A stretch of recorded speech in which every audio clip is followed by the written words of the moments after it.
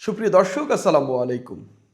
এবারের স্থানীয় সরকার নির্বাচন নিয়ে ব্যাপক আলোচনা চলছে। চলতি বছরের শেষের দিকে স্থানীয় সরকার নির্বাচন অনুষ্ঠিত হবে। স্থানীয় সরকার মন্ত্রণালয়ের মন্ত্রী মির্জা ফখরুল ইসলাম আলমগীর এরকমই ইঙ্গিত দিয়েছেন। এখন নির্বাচন কমিশন থেকেও একই রকম ইঙ্গিত দেওয়া হয়েছে। বিগত সময়ে আমরা যেভাবে স্থানীয় সরকার নির্বাচন দেখেছি, এবার নির্বাচনটা সেরকম হবে না। সম্পূর্ণ নতুন রূপে এবার স্থানীয় সরকার নির্বাচন হতে যাচ্ছে। এর জন্য নির্বাচন কমিশন বেশ কিছু পরিবর্তন আনতে যাচ্ছে এবং এই পরিবর্তনগুলো করেই স্থানীয় সরকার নির্বাচন অনুষ্ঠিত হবে। এই পরিবর্তনগুলো যে করা হচ্ছে সেগুলো কি কি এবং এর প্রভাবটা কীরকম পড়বে, এর ফলে কোন দল বেশি ক্ষতিগ্রস্ত হবে সেসব নিয়ে আমি আলাপ করব। একটা দলের মোটামুটি ভালোই ক্ষতি হবে, সেসব নিয়েই আমি আলাপ করব।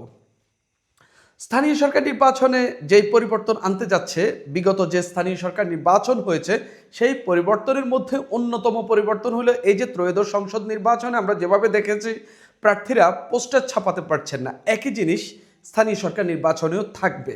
অর্থাৎ আমরা দেখেছি এই যে পোস্টার না ছাপানোর কারণে মোটামুটি একটা ভালোভাবে নির্বাচন হয়েছে, প্রার্থীরা অন্যভাবে প্রচারণা চালিয়েছেন।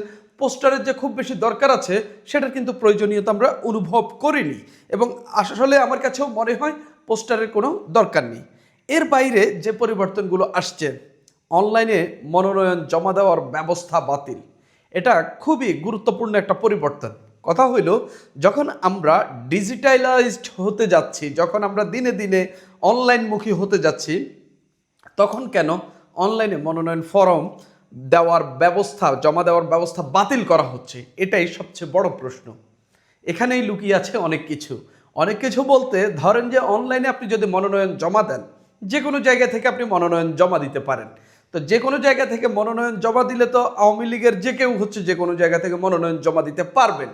জাস্ট এই জিনিসটা বন্ধ রাখার জন্য, এই জিনিসটা বন্ধ করার জন্যই এই ব্যবস্থা আনা হয়েছে। তবে আমি মনে করি যে এটা যে খুব একটি ভালো সিদ্ধান্ত হতে যাচ্ছে এরকম না। যে কেউ যে কোনো জায়গা থেকে, যেহেতু এখন সব কিছু অনলাইন ভিত্তিক হতে যাচ্ছে এবং অনলাইনটাকেই এনকারেজ করা হচ্ছে বা এইটার দিকেই বাংলাদেশ এগিয়ে যাচ্ছে, ডিজিটাল বাংলাদেশ বলা হচ্ছে, সেখানে আপনি অ্যানালগ কাজে ফিরে যাচ্ছেন শুধুমাত্র আওয়ামী লীগকে রোখার জন্য, বা আওয়ামী লীগ সংশ্লিষ্ট কেউ যেন প্রার্থী হতে না পারে, মামলা থাকা কেউ যেন প্রার্থী হতে না পারে, সেজন্য আপনি এই পরিবর্তনটা আনতে যাচ্ছেন। এর বাইরে বিধিমালায়ও বেশ কিছু পরিবর্তন আসছে। দেশে ও দেশের বাইরে পোস্টাল ব্যালটে ভোট গ্রহণ না করা।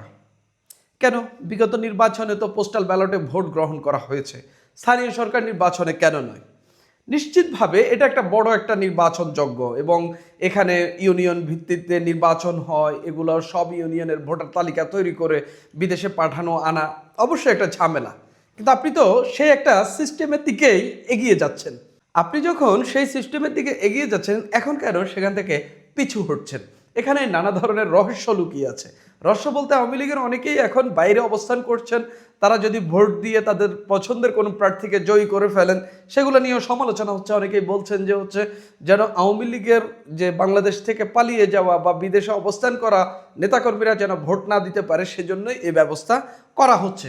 আমি সেরকম দেখি না। আমি মনে করি যে এখানে আসলে এত বড় কর্মযজ্ঞ সাধন করা সম্ভব হবে কিনা, সেই কারণে হয়তো নির্বাচন কমিশন স্থানীয় সরকার নির্বাচনের ক্ষেত্রে এই ব্যবস্থাটা বা এই ব্যবস্থার পরিবর্তনটা করছে। তবে আমি মনে করি যেহেতু এখন সব কিছু ডিজিটালাইজড হচ্ছে, প্রবাসীদের ভোটটাকে আলাদাভাবে কাউন্ট করার চিন্তাভাবনা করা হয়েছে বিগত নির্বাচনে, আরও এবং স্থানীয় সরকার নির্বাচনেও এগুলো করা উচিত।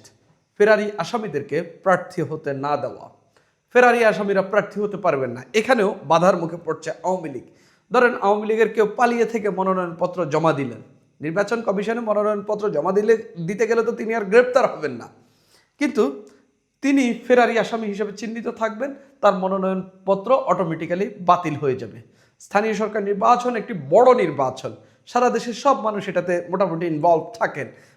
মানে আপনি যদি মনে করেন যে আপনি ভোট দিবেন না, তারপরেও কিন্তু আপনি কোনো না কোনোভাবে এটাতে কানেক্টেড হয়ে যান। কিভাবে? ধরেন মেম্বার আপনার আত্মীয় হইতে পারে, তো সে বললো যে ভাই আমাকে ভোটটা দিও, এরকমভাবে। তো এই বড় নির্বাচনে ফেরারি আসামির সমস্যাটা কোথায়? তিনি আইনের মুখোমুখি না হয়ে পালিয়ে আছেন। আগে এই নিয়ম ছিল না, এখন নতুন করে এই নিয়মের বাধ্যবাধকতা করা হচ্ছে। একটাও শুধুমাত্র আওয়ামী লীগকে ঠেকানোর জায়গা থেকে এই ফেরারি আসামিদেরকে প্রার্থী হতে না দেওয়ার যে চিন্তাভাবনা সেগুলো করা হচ্ছে। নির্দলীয়ভাবে নির্বাচন আয়োজন, এটা সম্ভবত সব দল সবাই একমত হবেন এবং আগে স্থানীয় সরকার নির্বাচন এরকমও ছিল, নির্দলীয়ভাবে নির্বাচন, কোনো দলের ব্যানারে নির্বাচন হবে না, দলীয় প্রতীকও থাকবে না, এইভাবেই নির্বাচন ছিল। এখন আমরা দেখলাম আওয়ামী লীগের আমলে এই আইন সংশোধন করে তারা দলীয় নির্বাচন হিসাবে পরিণত করেছে এটা, এবং স্থানীয় সরকার নির্বাচনেও দলীয় প্রতীক দেওয়া হয়েছিল। এখন সেই ব্যবস্থার আবার পরিবর্তন হচ্ছে, নির্দলীয়ভাবে ধানের শীষ নৌকা মার্কা তো এমনিতেই স্থগিত করা হয়েছে, জামাতের যে দাড়িপাল্লা, এনসিপির যে শাপলাকলি, এবি পার্টির যে ঈগল বা অন্যান্য দলের যে সব প্রতীক রয়েছে সেসব প্রতীক থাকবে না, এবং দলীয়ভাবেও এই নির্বাচনগুলো হবে না, স্থানীয়ভাবেই নির্বাচন হবে। দলের প্রভাব তো কীভাবে থাকে সেটা আপনারা অবশ্যই জানেন। ইভিএম ব্যবহার না করা, গত নির্বাচনেও করা হয় না, আওয়ামী লীগের আমলে এগুলো ব্যবহার করা হয়েছে, এখন ব্যবহার করা হয় না, এবং এখানে জালিয়াতির ব্যাপক অপশন রয়েছে। সে জায়গায় ইভিএম না ব্যবহার করাই ভালো, এবং বাংলাদেশের মানুষ আসলে ইভিএমটাকে এখনও বিশ্বাসই করে না এবং মনে করে আগে থেকেই সব কিছু সেট আপ দেওয়া হয়ে থাকে, এবং আমরা এগুলোর প্রমাণও দেখেছি, অনেক প্রমাণও রয়েছে আমাদের সামনে। স্বতন্ত্র প্রার্থীদের জন্য 1% ভোটারের স্বাক্ষর জমা দেওয়ার বাধ্যবাধকতা তুলে দেওয়া, এটা একটা গুরুত্বপূর্ণ পরিবর্তন আনছে।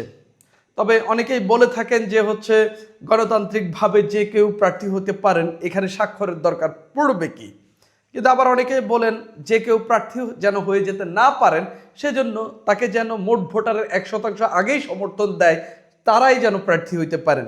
তো এই যে 1% ভোটার যে কেউ এটা কালেক্ট করতে পারে, 2 দিন ঘুরলেই 100 ভোটারের বা 1% ভোটার, ধরুন 1 লাখ ভোটার, 1 লাখ ভোটারের 1% যতজন, সেই ভোটার 1000, তিনি খুব সহজে এটা কালেক্ট করে নিতে পারেন। এটার আসলে খুব আমার ইম্প্যাক্টও নেই, ভোটাররা উইলিংলি দেন না।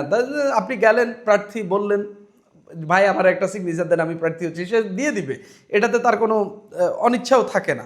তো এটার আসলে খুব ইম্প্যাক্ট নেই, তবে ইম্প্যাক্ট থাকলে এই কাজটি খুবই ভালো, এবং আপাতত এটা থাকা না থাকা খুব আহামরি ম্যাটার করে না। সবচেয়ে ইম্পর্টেন্ট যেটা জামানত বাড়ানো হচ্ছে। স্থানীয় সরকার নির্বাচনে যারা মেম্বার ইলেকশন বা চেয়ারম্যান ইলেকশন করতেন, এতদিন খুব সামান্য জামানত দিয়ে তারা নির্বাচন করতে পেরেছেন। চেয়ারম্যান সম্ভবত 5000, মেম্বার সম্ভবত 1000। হ্যাঁ, তো সেই জায়গা থেকে এখন সেখানে পরিবর্তন আসছে, সম্ভবত এটা 10,000 যাবে চেয়ারম্যানের ক্ষেত্রে, মেম্বারের ক্ষেত্রে সম্ভবত 5000 যেতে পারে, এরকম আলাপ আলোচনা চলছে। এর বাইরেও যে সিটি কর্পোরেশন নির্বাচন, যেটা এখনও ভোটার বেদে যে জামানত নির্ধারণ করা হয়, যে একটা সার্টেন নাম্বার অফ ভোটার থাকলে 20,000, 15,000, তারপরে এটা উঠতে উঠতে 20 লাখ ভোটার হইলে 1 লাখ পর্যন্ত জামানত দেওয়া হয়। অর্থাৎ জামানতের বিষয়টা বিবেচনা করা হচ্ছে, জামানত বাড়বে, বিশেষ করে চেয়ারম্যান মেম্বারদের ক্ষেত্রে জামানত বাড়বে। তবে উপজেলা যিনি চেয়ারম্যান হবেন বা উপজেলা পরিষদ নির্বাচন চেয়ারম্যান ভাইস চেয়ারম্যানের জামানত সেটা ইতিমধ্যেই বেশি, সেটা আর বাড়ানো হবে কি না সেটা আমি জানি না, তবে ইতিমধ্যে বেশ কিছু এই চেয়ারম্যান মেম্বারের জায়গাটাতে পরিবর্তন করা হচ্ছে, বা আরও অন্যান্য বেশ কিছু জায়গায় জামানতের বিষয়টা আলোচনা করা হচ্ছে। সেই বিষয়ে আলাপ আলোচনা করছে নির্বাচন কমিশন। অর্থাৎ এইগুলো পাশ হয়ে গেলে জামানত বাড়বে, ফেরারি আসামিরা প্রার্থী হতে পারবে না। এর বাইরেও বেশ কিছু পরিবর্তন কথা পাচ্ছে, বিশেষ করে এমপিরা যাতে প্রভাব খাটাইতে না পারে সেই বিষয়ে নির্বাচন কমিশন আলাদাভাবে জোর দিচ্ছে, এবং সেই বিষয়ে সেটা কিভাবে বন্ধ করা যায় সেই বিষয়ে তারা কাজ করছে, এবং সম্ভবত এটা নিয়ে তারা একটা আইন তৈরি করতে পারে, বা আইন না করলেও একটা ক্লজ যুক্ত করতে পারে, যে কোনো এমপির বিরুদ্ধে যদি এরকম কোনো অভিযোগ পাওয়া যায়, সেটা যদি প্রমাণিত হয়, সম্ভবত তার বিরুদ্ধে আলাদা কোনো ব্যবস্থার সুপারিশ থাকতে পারে সেখানে। অর্থাৎ এই এমপিদের প্রভাব কমানোর জন্য নির্বাচন কমিশন এখন কথাবার্তা বলছে, এবং সেই বিষয়ে আলাপ আলোচনা চালাচ্ছে। আমরা আগামী কয়েকদিনের মধ্যেই বেশ কিছু পরিবর্তনের বিষয় জানতে পারবো, এবং কোন কোন জায়গায় পরিবর্তন আসছে সেটাও আমরা জানতে পারবো। তবে এই পরিবর্তনের অনেকগুলোকেই মানুষ ইতিবাচক হিসেবে দেখছে, অনেকগুলোকেই প্রার্থী হওয়ার ক্ষেত্রে প্রতিবন্ধকতা হিসেবে অনেকেই দেখছেন। তবে আপনাদের কেমন বা এই পরিবর্তনগুলো হওয়া দরকার আছে কি নাই সেই বিষয়ে আপনারা অবশ্যই জানাবেন। সুপ্রিয় দর্শক, এখন এই পর্যন্তই।